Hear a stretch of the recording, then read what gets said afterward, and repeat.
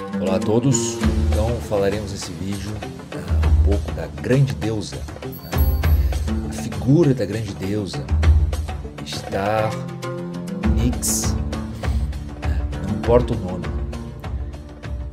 Na linha da esquerda, nós vamos ter na Wicca, por exemplo, o culto a Lilith. A Lilith ela surge do folclore rabínico, que foram inspirada em outras deidades, mas de qualquer forma todas elas representam a mesma coisa, representam a origem. A origem do quê? A origem da mente, a origem da existência, pois a existência é a mente, então a deusa é isso. A deusa é a escuridão plena, é a vacuidade no budismo, ela é a origem. Essa imagem que nós temos aqui, ela está apontando para cima com o dedo de Júpiter, o dedo indicador, o dedo do poder. Então ela está apontando para cima, para retornar às águas de cima, pois as águas de cima e as águas de baixo foram separadas na mitologia judaica cristã na segunda-feira, o dia da lua, o dia dos anjos luciferianos. Para quem quer se aprofundar um pouco mais sobre essas questões, sugiro o livro do professor Francisco Valdomiro Lorenz, Raios de Luz Espiritual. É um livro muito bom que fala sobre essas questões a respeito dos mundos, a respeito da própria criação. É um livro introdutório, simples, pequeno, mas que fala bastante sobre isso, né? Pois bem, então a Lilith, ela, na linha luciferiana, ela vai representar a escuridão. E Lúcifer vai representar o fogo, né? Temos um vídeo aqui sobre os anjos caídos que fala um pouco dessa questão, né? O fogo que monta. Mas esse fogo ele é acendido por Lilith, né? A Lilith que inspira, que acende o fogo, ela é a guardiã do fogo. Ela acende o fogo e o fogo acende, sobe na direção da escuridão. E por que o fogo acende a escuridão? Ele acende a escuridão para que a escuridão dê a luz. Então é a figura de Lilith, figura da grande deusa que vai dar a luz a nós. A luz sem crase, ela nos dará a luz. Porque quando nós usamos dar a luz, quando uma mulher dá a luz, usamos crase. E dar a luz são dois As. Na verdade, a crase vai representar os dois As. Então é dar a luz. A luz o quê? A luz. A luz, a luz do mundo. Daremos um filho à luz do mundo. Porque ele estará na escuridão do útero, nas águas do útero. Então existe uma diferença entre dar a luz com crase e sem crase. Lilith, ela dará a luz sem crase. Pois quem dá a luz com crase são as águas de baixo. É a nossa mãe. Então, nas águas de baixo, a luz com crase e as águas de cima, a luz sem crase. A Lilith, então, ela dá a luz, ela nos dá a luz, porque a escuridão, graças à escuridão que o fogo, nesse encontro do fogo com a escuridão, que brota a luz.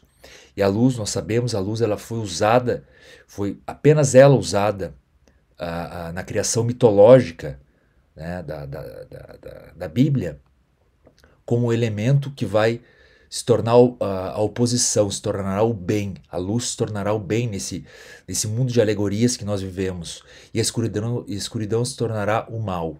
Então essa mitologia ela serve para nós entendermos como funciona a nós mesmos e o próprio universo. Então Lilith, a grande deusa, ela tem faces, que aqui chamaremos de damas de honra. Essas damas de honra, por sua vez, elas representam a manifestação de Lilith, a busca de Lilith e a expressão de Lilith de forma alegórica, que representa, na verdade, a libertação. Nessa foto podemos ver uma corda arrebentada no pescoço, a corda do controle. Então ela foge do controle, ela se rebela, como os anjos rebeldes, como os anjos caídos se rebelam. Toda essa mitologia, que não é realidade, ela é importante para entendermos as questões da vida, como funciona o poder e o controle. Então o luciferianismo, a Wicca, todas as manifestações de esquerda, a linha da esquerda sempre vai priorizar pelo poder, jamais vai priorizar pelo controle. O controle ele está na linha da direita. Linha da direita que vai tentar controlar, vai tentar doutrinar, vai tentar condicionar para que os poderes estejam submissos a determinadas energias. Então aí entra a questão do demiurgo. Então Lilith é libertação. São as águas de cima, o retorno às águas de cima.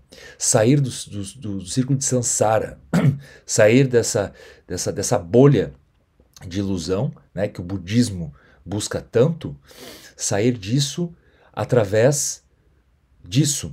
Então o luciferianismo ele não promete a iluminação, mas ele chama a chama para que acenda e para que suba de acender, acenda, para que se abra, acenda essa vacuidade e possamos retornar. Então Lilith, ela vai ter damas de honra. As damas de honra de Lilith, na Quimbanda da Lira, no Reino da Lira, outros podem usar outros nomes, né? Mas aqui usaremos a Pombogira Rainha, que vai representar a lua crescente. Pombogira Rainha, ela representa o reino das calungas, a calunga pequena, né? Calunga pequena que é para onde nós vamos quando este corpo não nos serve mais. Então ele permanece nessa terra, ele permanece aqui, ele não sobe, ele não se ilumina, né? Os budistas vão queimar o corpo, uma simbologia justamente ligada a essa mitologia do fogo. Então a Pombogira Rainha ela representa essa noviça que é plena de amor, plena de energia para buscar o conhecimento. E é o conhecimento, a primeira chama é o conhecimento. E essa primeira chama ela tem um nome, é o amor. Então ela busca esse amor. Quando ela busca esse amor, ela conhece o amor, ela conhece o sexo, ela conhece os primeiros, as primeiras manifestações do prazer, ela se torna cheia. Cheia, o que isso representa? Cheia é que ela está saciada. Então a rainha da Quimbanda nesse momento, ela não busca mais o sexo. A rainha da Quimbanda também não oferece mais o sexo. A rainha da Quimbanda, ela oferece sim a gestação de tudo aquilo que você inseminou, de tudo aquilo que durante a lua crescente você inseminou, você semeou. Dessa forma, ela que está em vias de realizar uma gestação para que ocorra um nascimento, uma plenitude, ela se tornará a grande mãe, enquanto que a Pombogira Rainha se tornará a grande amante. Então aqui nós temos a amante e a mãe. Posteriormente, quando a lua ela vai minguando, ela encontra o quê? A presença da rainha do candomblé. Candomblé é a dança, não é a religião. Então a rainha do candomblé, ela faz o papel de limpeza, ela faz o papel de conscientização, ela trabalha na linha mental, na linha mais complexa da criação. Então ela já foi noviça, ela já foi mãe, ou seja, ela já foi amante, já foi mãe e agora ela é viúva. É por isso que nós vamos encontrar na maçonaria o termo namorado da viúva, o filho da viúva, que é justamente a rainha do candomblé. A Kundalini é chamada de viúva, a serpente adormecida, a serpente enrolada, para depois, quando a lua estiver minguando, a lua sobe e retorna novamente a Lilith. E Lilith, no mundo das alegorias, aponta para o mundo dos arquétipos. Então, o mundo dos arquétipos, alegoria e ritualística. Quando nós trabalhamos com as rainhas, nós estamos trabalhando mais no mundo da ritualística, principalmente com a rainha da Quimbanda.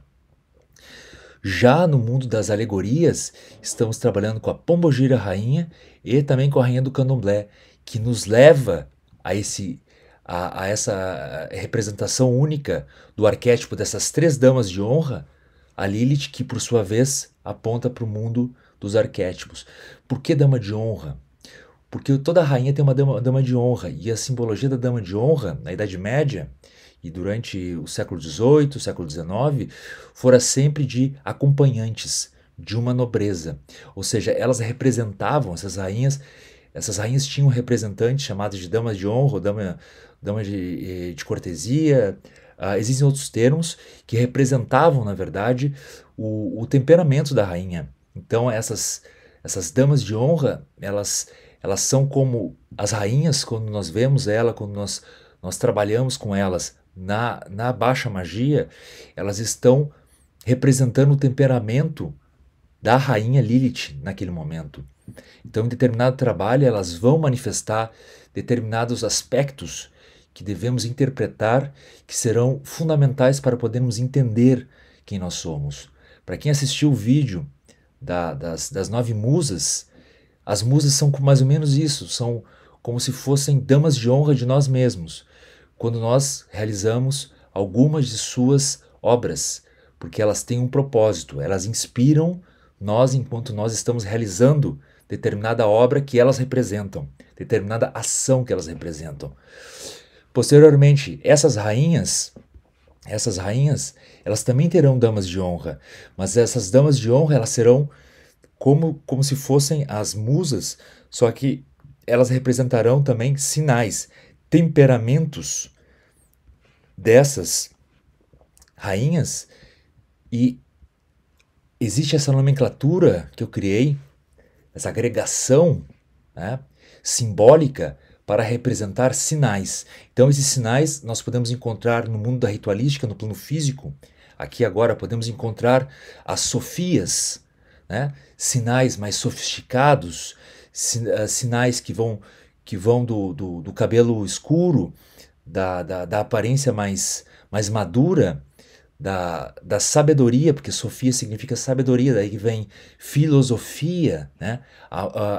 O amante, aquele que busca sabedoria, aquele que ama sabedoria, e as Sofias são uma simbologia da rainha do candomblé. Então, as Sofias, elas não são seres reais, elas não são seres que nós encontramos de forma efetiva no plano astral, mas existem seres no plano astral que portam sinais de Sofias.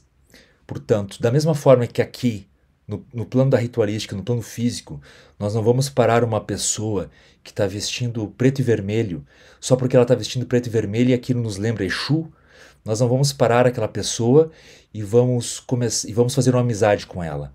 Devemos ter cuidado, né? Porque aquilo é apenas um sinal. Então, o importante é observarmos os sinais, porque os sinais são mais importantes do que a pessoa. Entende o que eu quero dizer? Os sinais representam muito mais, eles dizem muito mais a nós. Quando nós encontramos sinais em alguma pessoa, por exemplo, no mundo físico, os sinais de Sofia, o cabelo mais escuro, palavras mais sábias, a própria morte em si, os pensamentos reflexivos sobre a morte, sobre pensamentos mais elevados, mais ligados ao mundo dos arquétipos, nós devemos compreender esses sinais como sinais, e não como sinais de que nós devemos nos conectar àquilo. Pois não existem seres dessa forma, até porque esses nomes eu acabei criando, e seria muita pretensão de minha parte dizer que realmente, efetivamente existem seres dessa forma. Por essa razão, eu enfatizo aqui. Essas nomenclaturas, se vocês chegarem no plano astral e falarem delas, por exemplo, uma projeção astral, os seres que estão lá não vão entender isso. Então isso serve apenas para nós. Da mesma forma que muitas vezes nós vamos lá no plano astral e nós falamos de rainha da Quimbanda e eles vão dizer: o que é a rainha da Quimbanda? O que é Pombogira rainha? O que é a rainha do candomblé? Todas essas alegorias servem para nós. E se elas servem para nós, elas têm o objetivo de nos despertarmos para conhecermos cada vez mais a nós mesmos. Elas são instrumentos, pois a rainha do candomblé, ela existe por ela mesma. A rainha da Quimbanda, ela existe por ela mesma. A Pombogira rainha existe por ela mesma. Elas não existem para nós, elas existem nelas. E nós, quando vamos buscá-las, nós imprimimos nessa busca alegorias que vão facilitar o nosso contato com elas. Entendem o trabalho das alegorias? Por isso a importância de entendermos as alegorias como mitos, como ferramentas para acessarmos esse subconsciente, esse inconsciente, que é, na verdade, o espaço do plano astral. Pois é a partir daí que o mago, que a maga, que o bruxo, a bruxa, o feiticeiro, a feiticeira se conhecem e acabam conhecendo e praticando a magia. Posteriormente teremos as Helenas, a Helena de Troia. As Helenas, elas vão representar a rainha da Quimbanda, ou seja, elas acompanham a rainha da Quimbanda. Então, são sinais que acompanham a rainha da Quimbanda. No momento que nós começamos a interiorizar essas alegorias, nós acabamos vendo essas alegorias, são como óculos. Só que nós, na linha da esquerda, nós temos a consciência que isso são apenas alegorias, são apenas sinais. Então, por vezes, vamos encontrar mulheres ruivas, que vão nos transmitir alguma informação. Nós vamos encontrar mulheres ligadas mais ao corpo, mais ligadas a um lado mais puro, mais natural do arquétipo humano. O lado materno também é muito ligado aqui, o lado de proteção, porque a rainha da Quimbanda, ela protege muito, ela protege os magos de todos os perigos que possam existir, tanto no plano da ritualística, no plano físico, quanto no plano das alegorias, no plano astral. Então as Helenas, a característica da Helena pode causar uma guerra, como causou em Troia, a Helena de Troia, como ela também pode possibilitar um momento de transição, pois ela é encruzilhada. A rainha da Quimbanda representa as encruzilhadas, enquanto a rainha do Candomblé representa a grande calunga, o mar. O mar, que é as águas de baixo, que conectam as águas de cima de Lilith. Então, quando encontramos as Helenas, a simbologia das Helenas, né, numa projeção astral, na vida real,